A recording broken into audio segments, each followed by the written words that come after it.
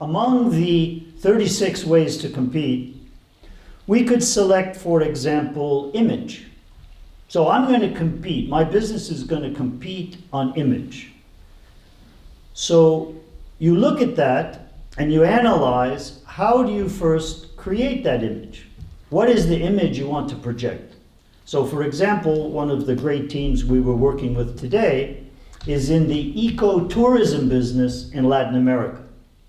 So their image is going to be on certain touch points with the customer, the intended customer, the traveler, the hiker.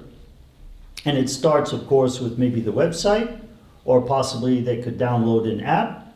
But it goes beyond that in possibly having a particular dress and showing certain, let's say, manners. If you're a tour guide, obviously courtesy, friendliness is there, having the right language, but there could be an attitude of mind that you bring to that business experience for the customer, which reinforces your image. Another example might be availability. I'm choosing from the 36 ways to compete. Availability, there's another example of a team here that is, let's say, growing a certain premium type of tomato in Africa.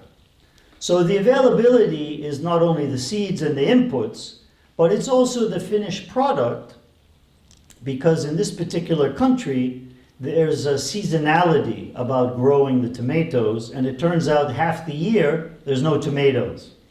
Their solution was a greenhouse, which is a brilliant solution. So now they can grow a year round, and the availability is then to whom? It's to the restaurants, it's to the cafeterias, it's to the hotels. And the fact that they have that availability, which hopefully this team can turn into an offtake contract from those institutional buyers, is the way they plan to compete very successfully with their competition in that location. So I think you get the idea. Now what's important next is to fix on the criteria by which you're going to judge the progress of your enterprise toward fulfillment of the way to compete that you've chosen. And we might recommend, out of the 36, you might look 4, 5, or 6.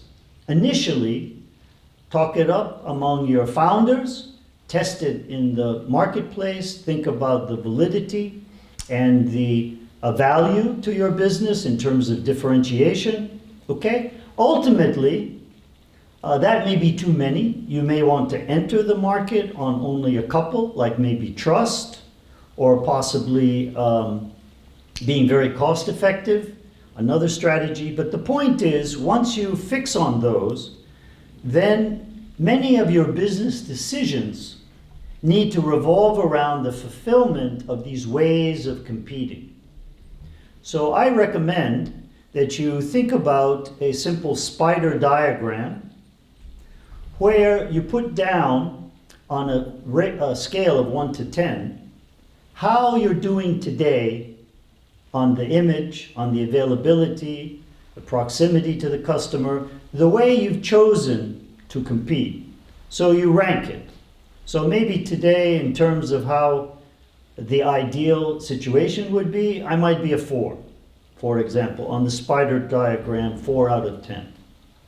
Then what you do is, as your business unfolds, then you periodically, you come and you rate yourself again. Ideally moving from 4 to 6, 8, up to the perfect 10, which means that every part of your business is now, as we say, hitting all cylinders, that you are fulfilling the ways to compete that you've set for yourself.